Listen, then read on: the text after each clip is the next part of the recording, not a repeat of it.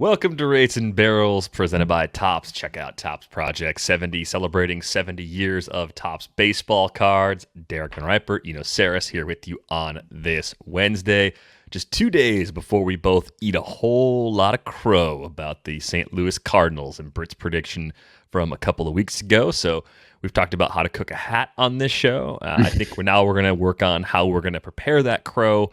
My lean, unlike the hat, which I think should be prepared like kale chips, would be a low and slow method to make the crow as tender as possible. Yeah, make it a stew. Yep. Stew you, Cardinals. Stew you. No, it's fine. They're a perfectly average team among two other, I guess, closer to average teams than we thought. We can talk about it on Friday, but there's news happening on all these teams that the Reds, the Padres, the Mets. I think it's going to be scapegoat season, and it already has started in a lot of those places. Yeah, it started early this year. Kind of like how you always see Christmas trees at Costco about a week earlier than you did Pumpkin the year before. beer in July. Yeah, all of that seasonal creep. It's happening inside of baseball. Scapegoat too. Season creep, where you fire the pitching coach in August. Got to get out in front, Yeah. But we're continuing our pleasant surprises series today. So we have a couple teams left in the AL Central before we go head first. Let's go feet first. It's more comfortable. It's the way you go down a water slide. You go feet first down a water slide. Way safer. Yeah, I think you get kicked out of the water park if you go head first down the slide. AL East today as well. But let's close it out with the AL Central. We'll go to the Guardians, where I think it's usually going to be pitching that surprises us because they don't often surprise us with the development of hitters, at least not in the last few seasons. And I do think it's fair to say that Quantrill is probably their biggest surprise.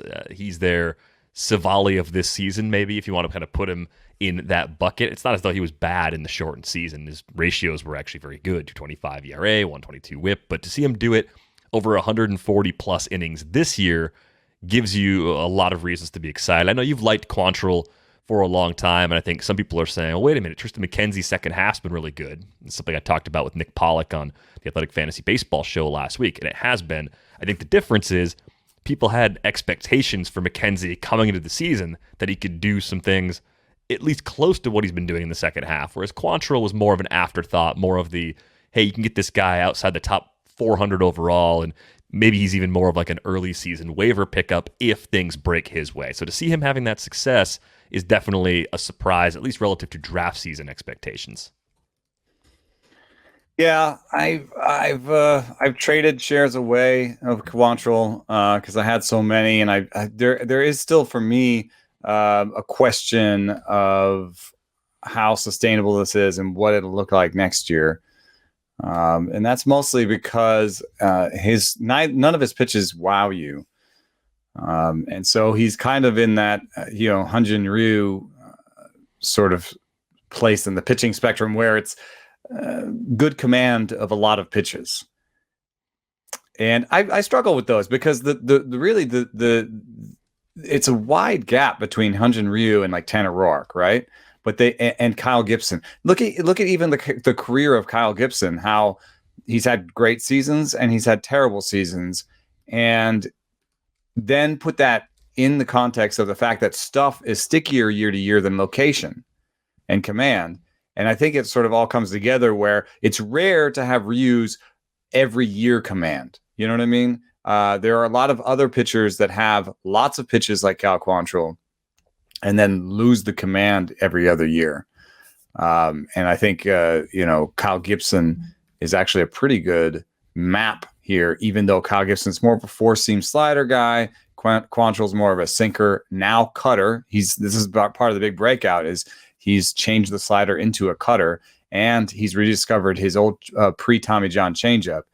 So, yes, the changeup is an out pitch, but it's the only one that really scores above average by stuff. And so you're left with a changeup and then a bunch of other pitches. And will he have enough command next year to make the same sort of you could also just be as simple as be like, look at his FIP. It's 416. There's got to be some overreach here with Quantrill. I'm surprised you brought FIP back into this after Yeah, the things you said about FIP in the recent past. Well, I mean, they just don't have Sierra on this team page I'm looking at. So let me look at the Sierra. Anyway, I could give you his pitching plus, but 454 on Sierra.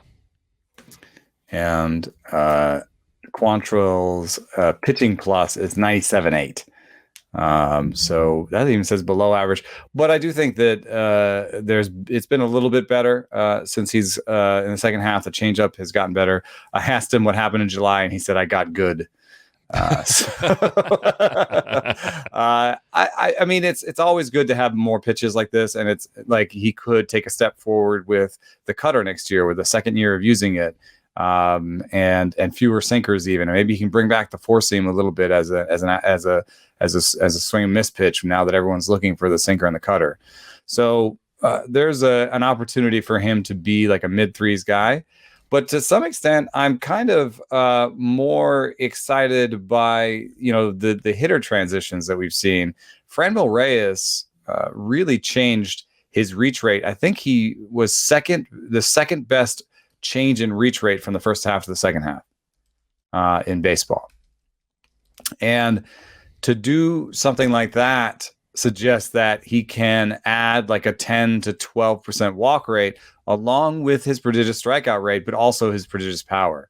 So that makes him in fantasy more viable for a couple of reasons, OBP leagues, but also for runs and RBI, and also just means that his playing time is more secure because he's a bad defender. So he's going to be a DH, sometimes outfielder, and you really need to have a good OBP. You need to have that really good production at the plate to continue to get your playing time. So I guess people might have seen this coming from Franmil Reyes. So there's the whole like pleasant surprise aspect. Surprise has to be in there. It's not like we're going to say that Jose Ramirez is a pleasant surprise, but a Franmil Reyes that has a stick that's 31% better than league average, I think is at least a step forward into a pleasant surprise, and maybe more important to this organization, because now you've got Jose Ramirez, Franmil Reyes, and Miles Straw and Amed Rosario. I mean, you're still struggling to build a full lineup there. Yeah, Rosario has put together a solid season. I think he's just showing us that the 2019 season he put together with the Mets, that's a reasonable level that he could stay at for a few years, right? Being a 2.5, maybe a 3-win player if a few things break his way, that's sustainable. I think given the down year from Francisco Lindor with the Mets, you could look at that trade and feel better about it now if you're Cleveland, but it's more about what you could have got prior to Lindor having the season that he just had, right? That's why that trade was a problem at the time. But it's encouraging, I would say, from Cleveland's perspective, just to see Rosario getting back to that 19 level. With Reyes, I'm thinking about the baseball forecaster because, of course, first pitch Arizona is just around the horizon, and we're not that far away from the late year holidays, and that means we're not that far away from the forecaster showing up. And I could see Franmil Reyes having, upside 45 home runs in his player box or something along those lines, because it is big raw power. We've seen it for a few years now, and the rate at which he's hitting home runs right now is actually even above what we saw back in 2019 when he popped 37 in 150 games. But do you see anything left between Rosario and his ceiling? I don't see another level there. I see, we talked about the Mariners' pleasant surprises and the getting 2 and 3 win players and how that's really important to find those guys in trades. I don't see a 4 or 5 win season coming from Rosario. Is there anything you see in his profile that makes you think there's more ceiling there? Like I know defensively, he's always been a good shortstop, so there's always a belief that he could be a well above average regular because of that, right? An above average fielding grade, a great arm, good speed grades. He's supposed to have a better hit tool, I think, than what he's shown so far. I don't know if he's a disappointment in that regard, but maybe he's just a slight underperformer for his career. Is still young enough. He's going to turn 26 in November, where it's possible we haven't seen his best season, but I think his best season is probably more like 3.5 WAR than like a 5. Mm-hmm. From a fantasy standpoint, I'm just looking at the max EV. He just had the best maximum exit velocity of his career at 111.5. Also, just generally over his career, having a max EV around 110 most seasons suggests to me that he does sometimes hit the ball hard. And then the big thing is just he hits too many grounders. But any small improvement from that in that grounder rate, I feel like he could turn some of those line drives into barrels. So I mean, if I have to put an absolute ceiling on it, and I think it's worth doing this because he's 26 years old, he's been in the league, he'll cost a certain amount of money in fantasy, and he's established that he's basically a league average player at least, but he's 26 years old. That's peak year. So if there is going to be a peak, it like by the numbers, it should happen next year. So I could see 20% walk rate, 5 to 6% walk rate, 20% strikeout rate. That would be the best combination of those two in his career, but it would be in line with what he's done. I could see a 290 average. You know, he's hit 287. We're talking about a peak year. I could see like a 330 OBP. And then I think here's the thing that I could actually see is league average power. And if he had league average power with those numbers, he would have a sort of a 450 slugging, I think, and he would maybe have a chance at like a 2015 season or at least a 2010. That's pretty good. I mean, that and for what it'll cost, it kind of reminds me of those years that Elvis Andrus was a pretty good cheap player. And then he had that one season that was pretty amazing. Yeah, I mean, Rosario's 12 for 12 as a base stealer this year, and I do think it's important to see that spike in hard hit rate. It's a matter of doing that damage with the ball in the air. I think if you look back, I mean, you mentioned Jose Ramirez. I've looked at this profile before, and Jose Ramirez was not expected to become this player. Nobody thought Jose Ramirez was a future star coming through Cleveland's organization. I think what surprised me the most is that if you go back and look at when he first debuted in the big leagues, even what he was doing as a minor league player, he was hitting the ball on the ground a lot. And over time, he's become a guy that hits a ton of fly balls. Like that's been his norm for 5+ seasons now, right? I wonder how much it matters that they've had a similar player, an infielder that has developed this way. Like they've had someone go down this path of finding the solution to hit the ball in the air more often. And I'm thinking about it in the context of even Sal Perez and the piece that Alec Lewis wrote about him. And Sal Perez is old, and we thought we knew what he was, and he made changes to his swing and made adjustments. I mean, so I guess all of that is my long way of saying, while I am not expecting a 4-5 sort of win ceiling from Rosario, I think he's probably a better player than people are giving him credit for. And I mean, yes, Ramirez has better plate discipline and contact ability, but if you just look at max EV and barrel rate in 2016 for Jose Ramirez, you get a near match for what Ramirez just did. 110.7 max EV, 2.6% barrel rate for Ramirez, and for Rosario, where is he? I just had him up. Boo. Anyway, same thing. Just say same thing. So, but I don't know. I guess I need to be more open-minded about every player in some ways, just having more things they can do well. But I think there's a lot of ways for Rosario to be max good EV, value. 2.5% barrel rate for Rosario. So even slightly better in terms of the max EV. Anyway, one thing that I have noticed in some research is that 90th percentile exit velocity is a more powerful stat than max EV. It becomes stable in the first month of the season. And I guess there's some fluke max EVs, right? Either because of maybe the technology or just every once in a while you run into one. The 90th percentile becomes stable quicker and is still pretty powerful in terms of predicting raw power. So there's that for you. I don't know anywhere who tracks it. So you're welcome.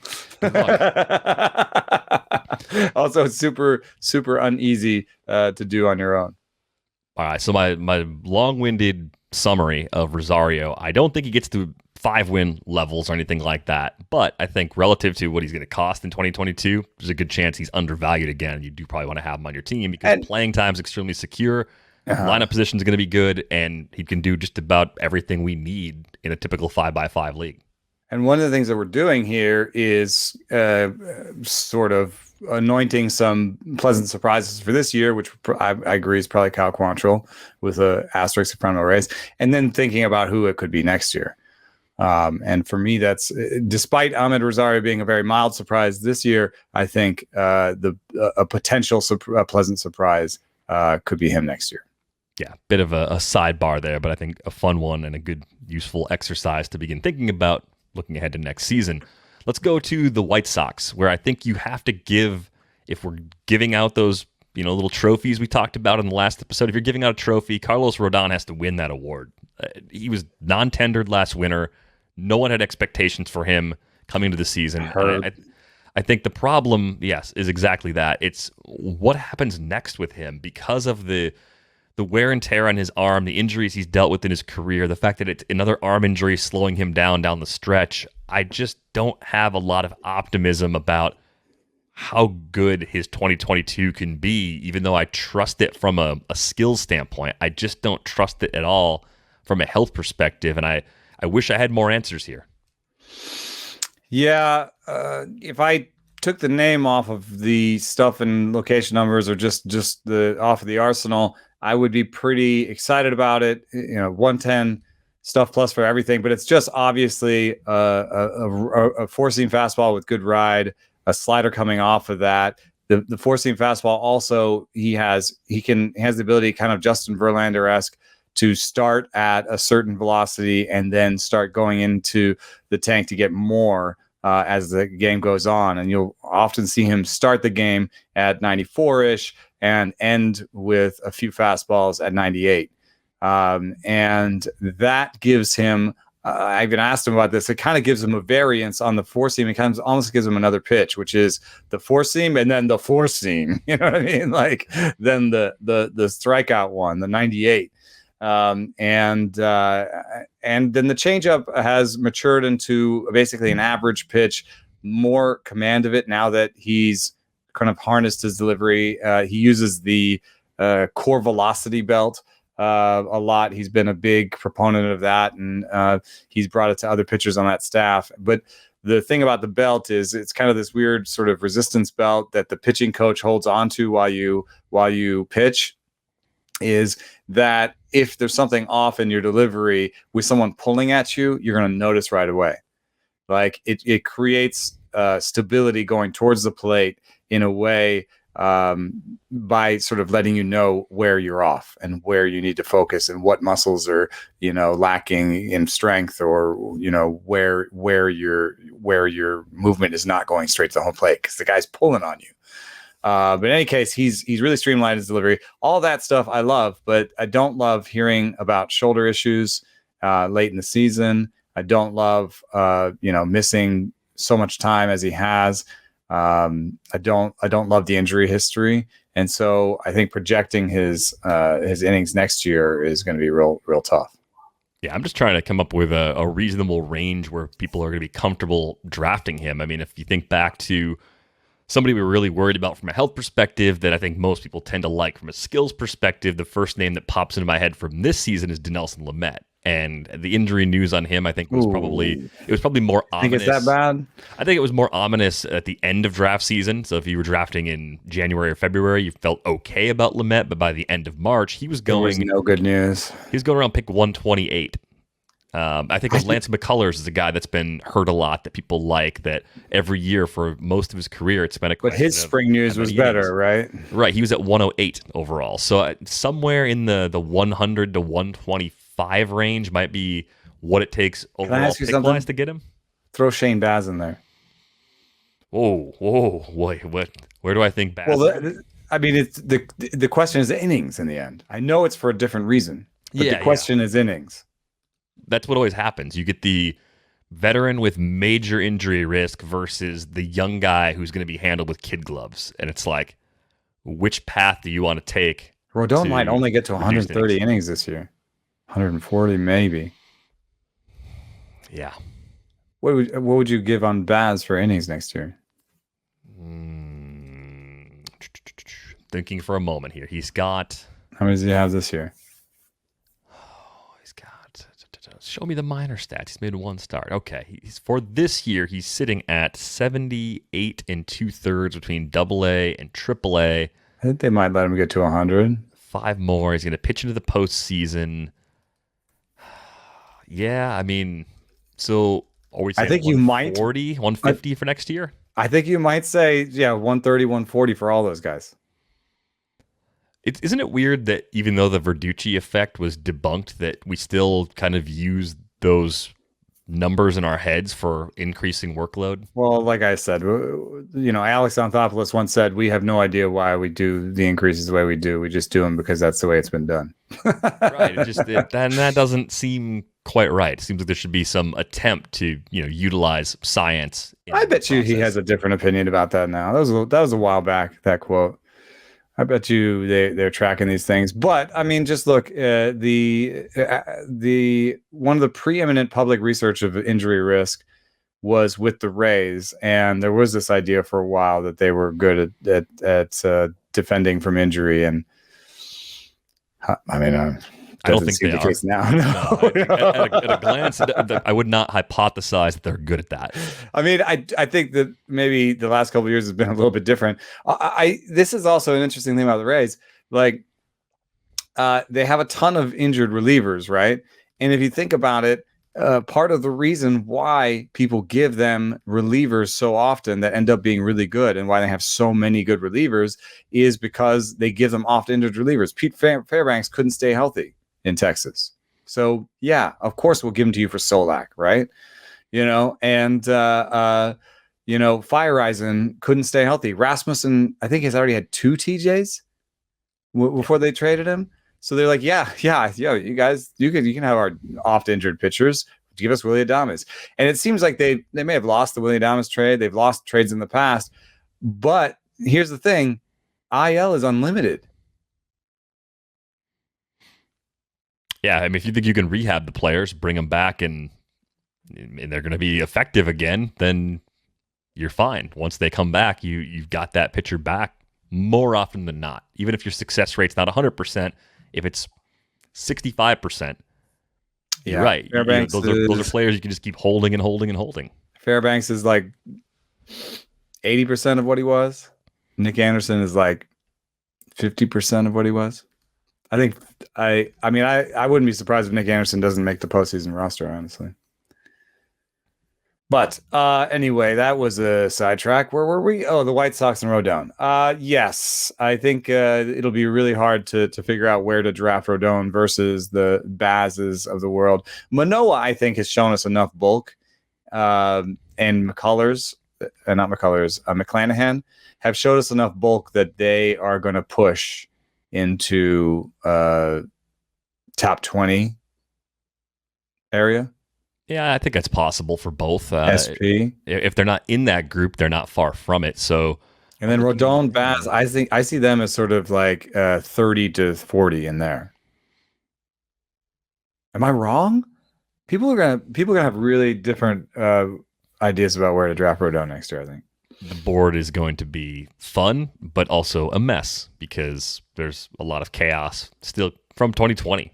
Some carryover chaos, I think, and uncertainty with, Manoah, right? He didn't get to pitch in games in 2020. So he's at 117 innings now. He's going to throw some more before the end of the season. He's going to probably throw some in the playoffs if the Jays get there, of course. So if he gets to 140 total innings before this season's over, yeah, you're not really dinging him that much going the next season. You expect a 175 or a 180 from him, and our baseline high-end expectation for veterans isn't much higher than that. Yeah. It just gets, when it's like 100 to 120, it just gets easier to say I'd rather not pay retail.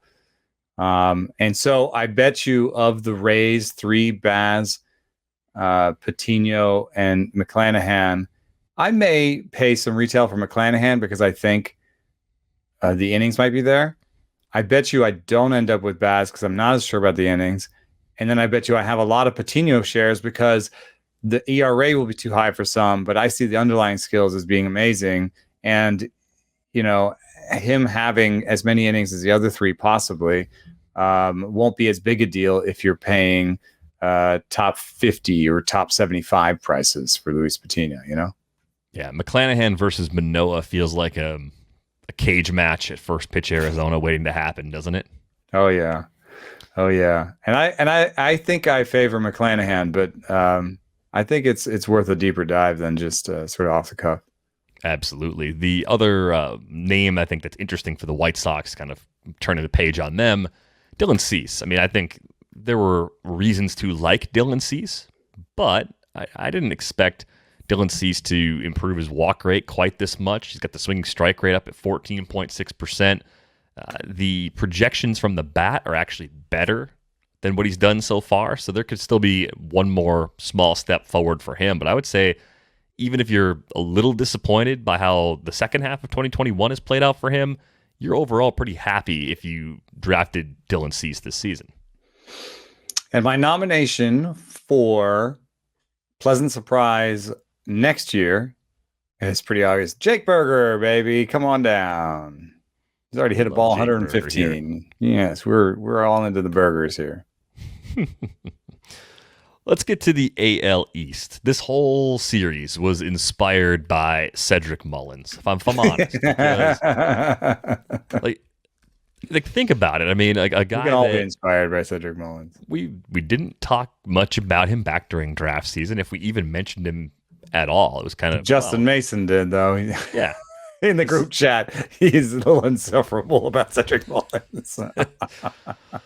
But I didn't tell anybody to draft Cedric Mullins this year, and he's a home run away from 30-30. And as we've said, when checking in on him throughout the year, it doesn't really look fluky because he gave up switch hitting. He's got the K rate down at a very manageable level. An 18.3% K rate is really good for a guy over his first full big league season. I know he's been in the big leagues for parts of 3 other years now. He walks.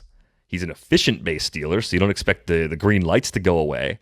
It's a great place to hit, and we already saw that profile shift that we were hoping to see from Amed Rosario in the future, where the ground ball rate ticked down this year. 38% ground ball rate from Mullins, right? So the things that he needed to do to maximize every possible aspect of his game, it all sort of came together at once in this breakout. And I think he's, of course, going to be the kind of guy that people are saying, okay, how high does he go really? In talking to Todd Zola about this a few weeks ago, I think you can talk yourself into Mullins as a late first-round pick. And I don't think it's stupid. I think he actually belongs there.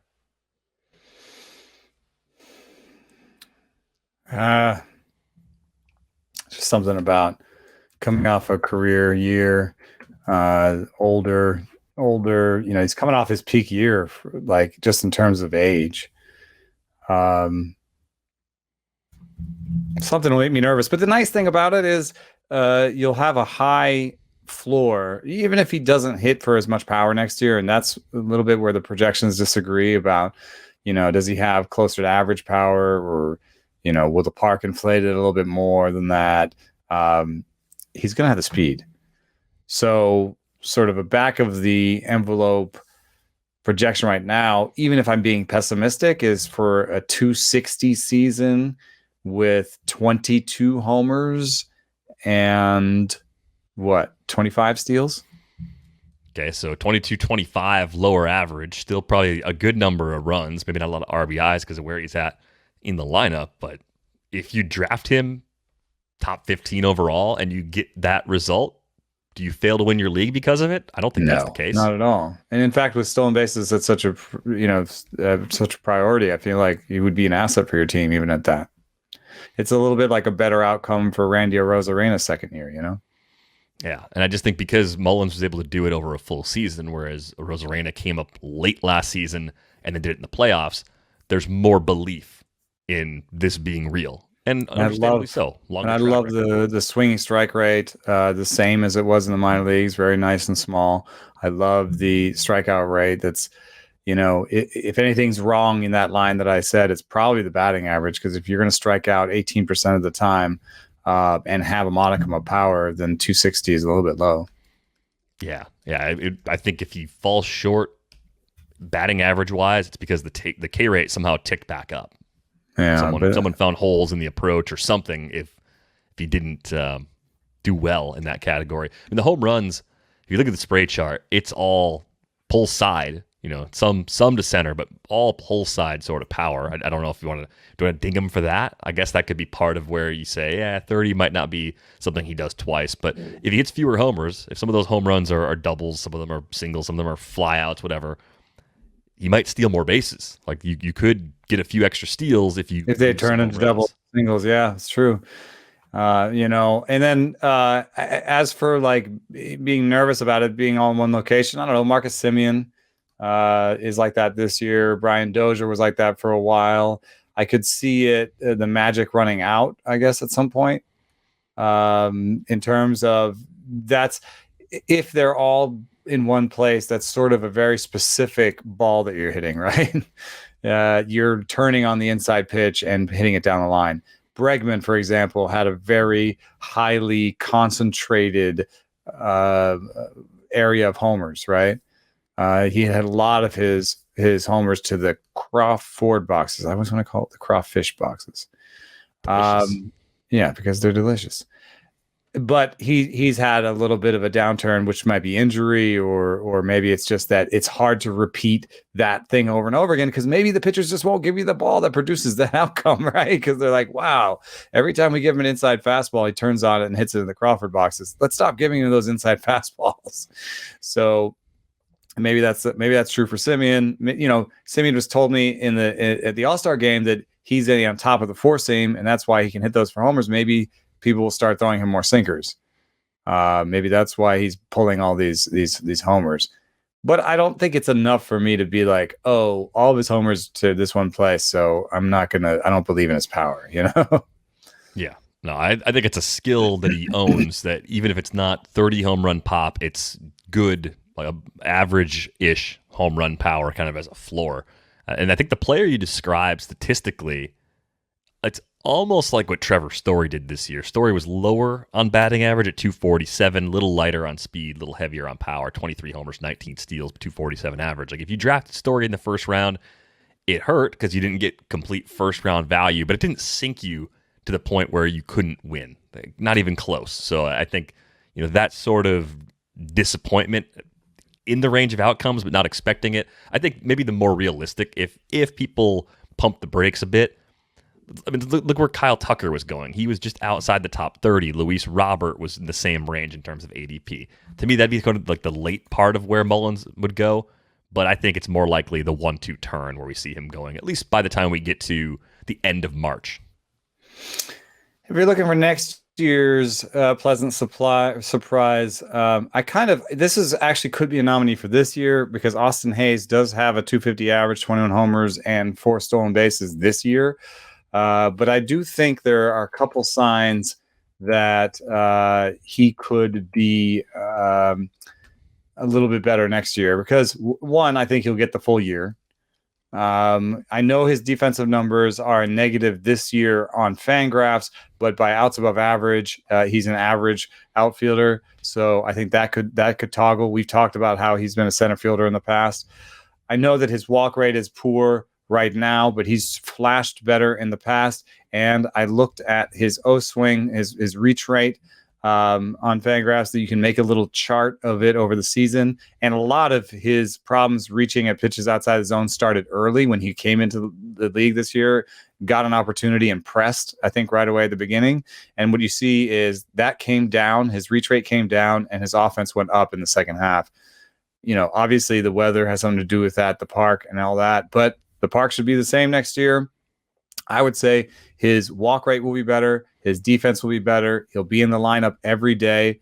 If he strikes out 20% of the time and plays in Baltimore every day, I could see 30 homers, maybe even 10 steals with the full season. He supposedly has good speed. This is an asset, I think. This is going to be a guy that comes cheaper than he should. So Austin Hayes, even though he could be the surprise for this year, he's my likely surprise for next year. Yeah, without that Mullins breakout, I think Hayes would be getting a bit more attention. Definitely like the direction he's going in. Love that it's a career best O-swing percentage from him as well, just because he can, in fact, do quite a bit of damage when he connects. Let's go to the Yankees, where I wonder if I know, thinking about the forecaster again, the baseball forecaster was in on Jordan Montgomery, but not everybody was. And I don't know if anyone expected Jordan Montgomery to be the Yankees' best starter after Garrett Cole. Nestor Cortez obviously is a candidate here too, as kind of a swing man who's gone on to do more than that, and it's been pretty valuable for the Yankees as well. But I think you got to give the nod to Jordan Montgomery. This has turned out to be a really nice season for him. Yeah, Nestor Cortez reminds me of Aaron Small. Just one of those guys that pops up for the Yankees, pitches well enough to take advantage of all the runs they score, and is kind of over his skis in year two. But Jordan Montgomery's a little different. I underrated him. I probably could have ranked him higher. I think I had him in the late 50s, or maybe early 60s. And the reason for me is just that the stuff isn't amazing. It's just, I mean, you can watch it and see it. It doesn't pop in terms of velocity or ride or drop. But it is an interesting angle. The breaking ball is a really good pitch. It's got that Chris Sale-ish, like really wide break. You know what I mean? It's the kind of thing that can break from outside the batter's box to righties to their back foot and break the whole way. So that curveball is a really good pitch, and then he just has above average location on all of his pitches. So it's a really good curveball, an average changeup, below average fastballs, but he locates everything, and he legitimately throws 5 pitches. So he's in this in the Kyle Gibson montage, but he sort of strikes me as a little bit closer to the Ryu side than the Roark side. I feel like we have to make a graphic to put on the screen for YouTube where it's like the good finesse deep arsenal guys, and like Ryu is the gold standard that you're trying to get to, and Kyle Gibson, is he the opposite end? Like that might be a little harsh on Gibson, but he's certainly. Well, here's a guy who told me he wanted to be Ryu, which is Ross Stripling. So I'm sorry to be rude to Ross Stripling, but he has to be the other side. And to be honest, Ross Stripling could be a good draft and hold guy next year, because it's all about that year where he's healthy and the command comes back and he can push 1 or 2 of his pitches like a half grade, forward. Then he can be good again because he has lots of pitches. Well, and Stripling had a stretch before going on the IL where it looked like he had figured some things out. I think he was tipping pitches earlier this season. That was something that Caitlin McGrath talked about on one of the shows that she joined us on. Probably 3 months ago. It was right around the time he started to put it back together, and then the injury kind of messed that up for him. But I think there is still something there with Ross Stripling for deeper leagues. I don't know if we're getting excited about him in 10s and 12s as someone we're drafting right away, but draft and hold, deep ones. Let me see some other names that should be on this list. Aaron Civale should be up there with Ryu, I guess. So we got Ryu. Cal Quantrill somewhere around the middle, I feel like. Let's see. Quantrill would be more like here. Yeah. Or you're doing something on YouTube? I was trying, but it's not very effective to just take a pen and just move it around the screen. It doesn't help anybody. So make actual graphics. We thought of this on the fly. Greinke is in this. He's just the stuff is down every year. I think trying to rank Greinke next year will be really tough. Yeah, I mean, you're always getting a discount because he's old and all the usual Greinke discounts, but you're probably getting the best Zach Greinke discount yet in 2022. So do you take it? Do you say, here's Zach Greinke at pick 150? I'm interested. Like Greinke's down to 6 strikeouts per 9 with the worst whiff rate he's had since 2012. Go. But I once wrote that Joey Votto was done. So what do I know? Yeah. No, who's our pleasant surprise for next year for the Yankees? The Yankees are so hard because they're so combed over, dude. It's so like, and so many stars. Like what I guess my pleasant surprise next year is Gleyber Torres. Right. I mean, I have to laugh while I'm saying it. Or like Luke Voigt, because he'll come back from the dead. I doubt they signed Rizzo, so I think Voigt has a place to play next year. Yeah, maybe Tyon could be a pleasant surprise for them. As a bounce back. Yeah, I mean he hasn't been terrible this year. He would just have to take a slight bit step forward. Yeah, I've kind of given up on Davy Garcia as a starter, so I guess because expectations are low, he could be a pleasant surprise if he has a good offseason and puts some things back together, but I don't really want to put my name on that one at this point. I love Luis Gil, but if we're talking about innings questions for Patino and Baz and them, I feel like I put him in that group, but I also put him maybe near the back end just because I just don't see them just plugging him in as a top 5 guy next year. So that means he's a 6th or 7th starter, whereas Baz and Patino and McClanahan are at least going to start the season with their clubs. Fair point. But yeah, I do think Heel could end up spending more time in that Yankees rotation than we might be penciling him in for right now because he's looked good. The stuff looks really good, at least. Yeah, I really like him. Let's get over to the Blue Jays. The whole team is kind of a pleasant surprise in the sense that everything's clicking simultaneously. Like, even if you like the core, and I think most people like the core coming into the year, you didn't expect all of it to go right. And I would say if you're looking kind of in the underlying, like the lower, like second tier sorts of guy, like Marcus Semien bouncing back is a surprise. It's a pleasant surprise. You didn't. 41 homers. Yeah, I don't think they signed him expecting another MVP caliber season like he had in 2019, right? Like that was a level that we all assumed was a peak and would never be reached again. So, I mean, I think you have to give him that award if you're really just like honest about it. But what else has surprised you on this team? Robbie Ray not walking guys. I mean, we've talked about that a lot on this show. I guess Steven Matz just being more consistent. Like that's not the thing. Yeah, if you want to put the emphasis on pleasant rather than like rim rocking or, rocket to the moon. I mean, Robbie Ray it's kind of weird to put the word pleasant on him. I mean, he is like one of the biggest surprises of the season, I would have to say. And not because, I mean, like, yes, the strikeout rate was always good, but the walk rate's never been this good, and to make that much of a jump in a season and a half or a season is amazing. Manoah, I don't think you can really, put down as a surprise so much because there's so many prospect people that were super in on him, and they were right. So, Robbie Ray, Marcus Semien, neither is a quote unquote pleasant surprise. It's more just a eye popping surprise. Yeah, flat out like outlier, amazing transformation. But like Steven Matz, I would say is the guy that I looked at and I'm like, wow. That would be like kind of the word pleasant comes to mind because I would have thought 5th starter that loses his job halfway through the season. Yeah, I would have thought Ross Stripling would have had that spot over Matz at this point. I really did think that would happen. And I'm a little surprised that they were able to make so much out of his collection of pitches.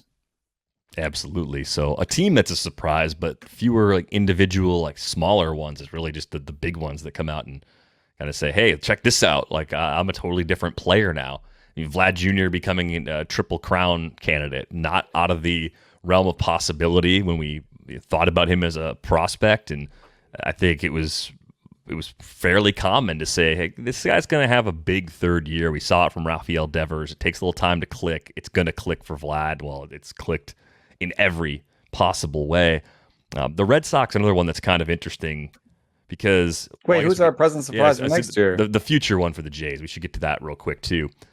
This is another roster that's really kind of like top-heavy in that it's a lot of veterans and established players. Maybe it could be like Merriweather, like keeping it, like being healthy all season and being a closer. Could be. I think that's good. Thomas Hatch, there's still something there. He could step at Ross Stripling, could step into the rotation. Although, is Ross Stripling a free agent? I think he could be on a. What is it? What does free agent 2023 mean? That means after 2022. So he's got one more year, but it's his most expensive year, right? Yeah, but I would also say like there's a chance of somebody like Breivik Valera, or Craig Biggio, Cavan, coming back and being their second baseman and doing a good job. But I wonder if this team will want to sign Semien. Semien or Chris Bryant might make a lot of sense for this team because I just don't see a third baseman or a second base, like one or the other. You could put Biggio at third, you could put him at second. He'd be probably your worst starter, and that'd be fine, I guess. But to have Biggio there and also Espinal or Valera at the other position, I think would weaken this offense, and you'd have to your pitching would have to take a big step forward. So if they do spend money in the offseason, I could see it really being on an infielder. Yeah, and they're obviously in that window where adding and adding and adding some more makes sense because a lot of that core is still very young and inexpensive. Let's go to the Red Sox. Hunter Renfroe, I think, is in this pleasant surprise conversation. He's a little bit Adam Duvall to me. Like, he's going to bounce around the league, a few different teams, I bet, in the next few years. Slightly better defensive value, I think. Yeah, slightly better. I wonder if any team would actually squeeze him into center field, though, the way that Duvall has been playing center field. Like, that's such a strange thing that I never would have projected years ago for Duvall. That must be like the opener where it's just like, it's not something we wanted to do. It's something we have to do. Yeah.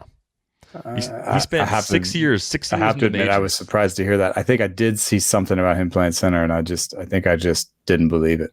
Yeah, 6 years in the majors before making an appearance there last year, and then 22 appearances in 2021 for Adam Duvall. But Hunter Renfroe, really nice. If you're in a deeper league, I've got him in an AL only league where he was like $2, and I mean, that's a huge win late in the auction to get a player like that. He's closing in on 100 RBIs, probably going to finish close to 90 runs scored. Average hasn't been bad. Might hit 30 home runs. Not stunning because he was a high 20s home run guy in San Diego without 600 plate appearance seasons in the past, too. So just nice to see him back because after it didn't work out in Tampa Bay, I think it was easy to wonder, since that came on the heels of a down year in 2019 with the average in OBP being a tick down, it seemed like maybe he was just going to be a bench guy and not necessarily a regular anymore. Yeah, I also want to throw Enrique Hernandez out there. He managed to improve his strikeout rate at a time in his career where you might thought of go the other way, especially since he had a little bit higher strikeout rates when he was younger. He's going to have the second most homers of his career, might hit 20 this year. Basically are kind of repeating his 2018 peak season. So to do that in more bulk like he did this year, and to possibly add more bulk next year when he doesn't miss time for a COVID type situation. Yeah, definitely a good one there. I didn't see that coming. I thought with more playing time, he'd be exposed, and he's been good. I've gotten a lot of use from him with the second base / center field eligibility in a couple of leagues too. It's a rare duo, and then he's a super strong player to put in because he's he can be around league average against righties, but he's better against lefties, and so he's eminently useful in a lot of different leagues. But in terms of who I think it could be next year, I mean, our love for Tanner Houck knows no bounds. And so I think nobody here listening to this would be surprised if Houck broke out next year. So I'm grasping straws. Maybe they re-sign Garrett Richards and he's suddenly the closer next year. Reliever Garrett Richards could be interesting. Yeah, he's definitely been a little better since he's gone to the pen. I don't know who we looking at. Christian Arroyo, like, is he gonna take over a full-time job? And he had a 108 WRC plus this year, just not a lot of time. I don't think so. I wonder if the lost year in 2020 for minor leaguers and some guys having pretty disappointing 2021s is going to open up some former prospects or guys that are still on prospect lists but have fallen since last season to have those guys be surprises. Could Jeter Downs be the guy that comes up and actually is a surprise? The slash line is horrible at AAA, 182, 264, 330, but he's popped 14 home runs and he's 17 for 20 as a base stealer, and that was only in 93 games. So, the power speed combo is there, even though nothing else has been right for Jeter Downs. So what are we talking about? Who they lose? They lose Richards, Ottavino, Schwarber has an option. It's mutual though, so I kind of feel like they lose him. Enrique has another year. They lose Martin Perez, Christian Vasquez, unless they do the options. They lose Robles, Shaw, Santana. They don't lose much. Iglesias. They don't lose much, do they? And Eduardo Rodriguez. So I would assume actually that if they spend money, they spend it on the pitching side. So you could play games here with what happens with this lineup. So who is the starting center fielder next year to begin the year? I don't think it's Duran to begin the year. So I think it might be Enrique to begin the year. So that gives you Christian Arroyo a little bit of a chance to take over second base. And if he doesn't, then that gives you the opportunity for either Jeter Downs or Jaron Duran to come up and take over a starting spot, right? That's sort of how they're set up. Yeah, and they could shuffle things around more if Bobby Dahlbeck's second half K rate improvements, if those don't hold and he becomes a problem in the lineup, I guess they could shuffle things around again and play somebody over at first base instead of him. I don't know if that's necessarily going to happen, but there's a little bit of built-in flexibility. It's probably part of the appeal of Kike Hernandez, right? You can play him all over the place, so then it gives you different paths to having some guys kind of surprise you and take over a spot, and then you can just go fill in somewhere else. So co-owners of next year's Pleasant Surprise will be the bounce backs from either Duran or Downs. We hedge our bets here. Yeah, not. I don't like the hedge quite like that, but I do think if I had to pick one, Duran has shown us just a little more at AAA, so a little more confidence there. But I just would say don't forget about Jeter Downs. Like there was a lot going on with guys trying to get used to AAA pitching even again this year that we probably haven't talked enough about overall just yet. Garrett Whitlock in the bullpen, also a nice surprise for Boston. The Could Rays, be a closer. They do lose Barnes, don't they? Why didn't I? They extended him. Oh, they extended Barnes. They extended Barnes. And then he hasn't really pitched well for most of the time since that extension. Yeah, I don't know if there's anything to it. It's just kind of the way things have fallen. It's one of those things, man. Just one of those, that couple that's always breaking up and getting back together again. That's how I feel about Matt Barnes and the Red Sox. Yeah. You can't ever say anything too bad about him because he might be back next week. Yeah. Matt Barnes seems like he's there for the long haul. So I guess I don't really see the closer role as totally up for grabs, but if he struggles, then obviously they have to make a change at some point. I mean, he was losing the save opportunities to Hansel Robles this year. Right. That's what I'm saying. Like they probably want to reset and let him be the guy at first, but it doesn't mean he has the job all year. Last team to get to, the Rays. You know what? I'm just surprised more teams haven't copied their bullpen approach. We now have 13 Rays that have recorded a save this season, and the leader for them, Diego Castillo, doesn't even play for them anymore. Yes. It's painful. I'm laughing because I don't want to cry.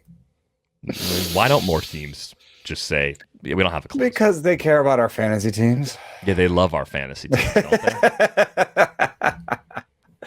No, I don't know, man. I was not surprised by Shane McClanahan. I had a few shares of his going into the season, and the stuff numbers were through the roof. I am surprised by Colin McHugh, but how surprised can I be by Colin McHugh if there's also Andrew Kittredge and who else? Who stepped forward? Ryan Thompson and Dietrich Enns and Lewis Head or Louis. I don't know. Like I think you have to almost disqualify Rays relievers from any sort of pleasant surprise action you're gonna pull. That's fair. I think the thing that was surprising to me about McClanahan is just that, unlike Manoah, I don't think there was quite as much hype around him. It's not like he was a ghost on prospect list, but I just think relative to the quality of the stuff that he has, as soon as we saw him debut, even before the Stuff Plus numbers came out, if you watched that outing, I think it was against Oakland they might have debuted against, it was like, holy cow, this guy has every possible weapon, premium velo, a ton of movement. Like, this is absolute filth. Like, I think that was surprising, like the disconnect between where he was ranked on a lot of prospect lists and just how good he looked right away. But I also think the absence of a minor league season last year pretty much explains that entirely. Yeah, I don't know, man. I guess I'm the de facto Rays beat writer in the playoffs. That's coming for me. And so, I saw him in the playoffs and it was all 100s, So I was pretty excited for him. I guess, it's a little different to hit 100 in the playoffs as a reliever, and then come back. And there is still the question of, do you have enough pitches and do you have enough movement? Do you have enough command? That's not all solved by just seeing 100 on the radar gun. So, yeah, there were still questions to be answered, but I don't know. I was fairly confident about him. But I struggle to anoint somebody else as an obvious pleasant surprise. I mean, we felt Austin Meadows would bounce back, and he did, but it wasn't in such a way. I mean, that it could have won you some leagues, but I don't think so. I think he went for like a decent price and he returned a decent value, but he it was just about what you paid for him probably on draft day. You almost have to go Mike Zunino on the pleasant surprise group for hitters from the Rays. I mean, he's 31 homers. Before. He's had a 4-win season before in Seattle, had a 3.8 win season in Seattle, but his range of outcomes is probably about as wide as any player that I've seen tick up. Or maybe Brett Phillips right next to him. They're very kind of similar. Lots of hit and miss, good amount of plate discipline, some interesting skills, really low average, but people got some value out of them, and the Rays got a lot of value out of them. Yeah, 132 WRC plus for Zunino, 31 home runs. So yeah, if you drafted him as a second catcher at a cost of basically zero, you've been really happy with him. How about a surprise for next year? Who do you like kind of buried on this roster? It might not even be a player they've acquired yet that ends up being the player we talk about a year from now, because, yeah, why wouldn't it be? But is there anybody they've got in that system that you think is going to come up and surprise us next year? I was looking at Drew Rasmussen, and yeah, it's true that his numbers have returned a little bit to earth as a starter in terms of his velo. And he's had to mix in a little bit more of the curveball, which is decidedly a third pitch for him as a starter. So the most he's thrown the curveball has been the last 5 starts, and the lowest his stuff number has been is in the last 5 starts. All these things are not they make sense. However, like he's doing well enough as a starter, and even if you kind of just take the average of his stuff since he's become a starter, you'd still get above average. You still have this really rock solid 4-seam slider combination, which are both above average by stuff and location, and then the curveball is average by stuff. He doesn't command it that well, but it's a third pitch. And listen, long story short, I know that he's had I think, was it 2 Tommy Johns or whatever, and they may not want to get a ton of innings out of him. I think he could surprise by just being a starter next year, and giving them 120 innings and them being pretty good, like sort of a 3.50 ERA kind of type of pitcher. So in the place of Ryan Yarbrough that I drafted this year, I will draft Drew Rasmussen next year. The other weird thing about the Rays, because their farm system is so good, I feel like trying to call a prospect breakout for them also isn't necessarily a pleasant surprise. Like Josh Lowe being able to do everything we like in fantasy, if he comes up and is a 2020 guy next year, is that really that much of a surprise? Yeah, or is it just something that we kind of saw coming? I was tempted to say Vidal Brujan in the same way, maybe his stock has fallen enough, but then some prospectors would yell at us.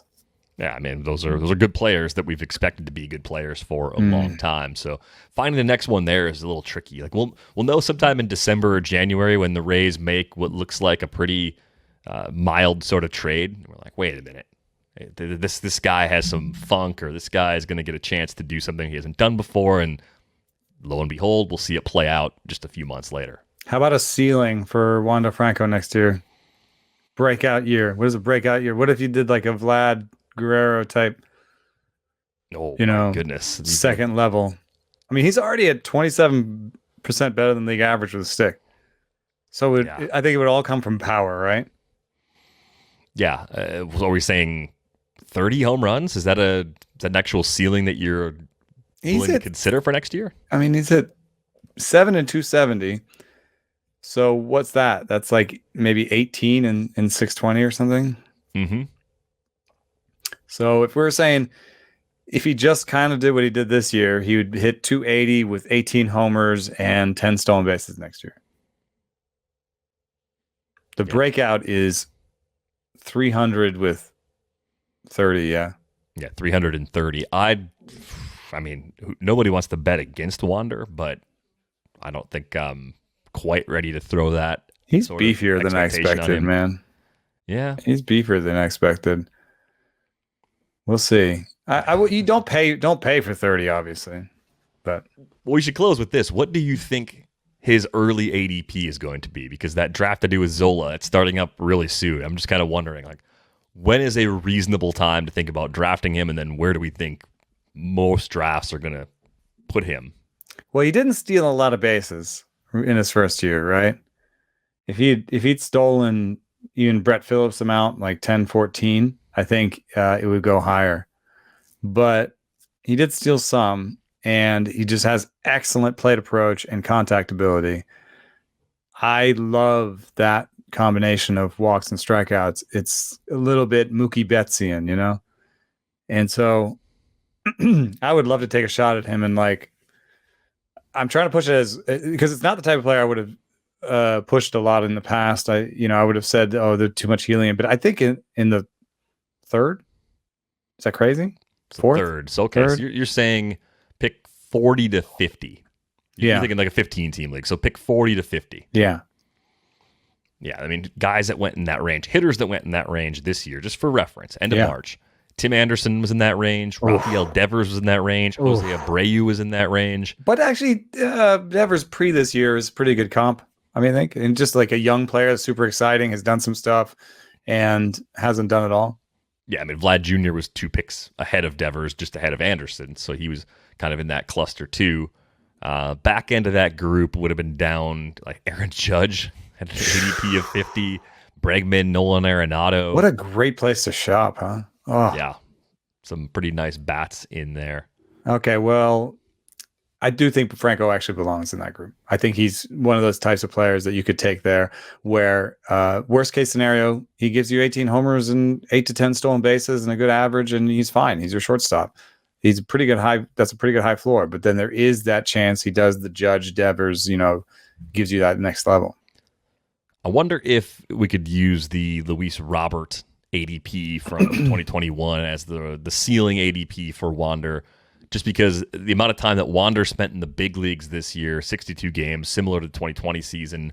Robert, I think, had the fast start last year, then kind of went through the stolen bases, though, phase. Man. Yeah, it's the stolen bases. That's what makes it not quite the same helium, I think. But then Wander had like the Vlad Jr. type of helium, so like Vlad Jr.'s past ADPs might be a little bit more instructive too. So I think 40 to 50 is probably not far off. Like I think that's a good reasonable expectation. If he's in that range, you can start to think about him. If someone takes him earlier, tip your cap and think about it for next time. And remember that in that 40 to 50 range, there'll probably be another young player that's super exciting that you'll want to pick. 40 to 50 seems like a good time to take one of your first reasoned leaps. One of your like, okay, worst case scenario, this guy's good, but this guy could be great. That's what we just had a list of those players, Yeah, that's a really good way to think about it too. Kind of think about the overall build from those first few rounds. If you don't have a lot of risk yet, you probably won't at that point. You could go ahead and take that first shot with Wander because the floor is incredibly high, as we've seen already here in his debut season. Before we go, I just want to pass along. We've got a special offer right now, 50% off subscriptions to The Athletic at theathletic.com/rates and barrels. Obviously, this is a great time to get in with the playoffs just around the corner, so be sure to hit that link if you're interested in getting a subscription. On Twitter, he's at Eno Saris. I am at Derek Van Riper. You can always drop us an email, ratesandbarrels at theathletic.com. We are halfway through this series. We will take a break on Friday's episode. Again, the Crow is going in the slow cooker probably in about 12 hours or so because it's going to need a lot of time to simmer down and soften up for us after we kind of chuckled at the idea of the Cardinals getting back I get the eyeballs. In the playoff race. Dibs on the eyeballs.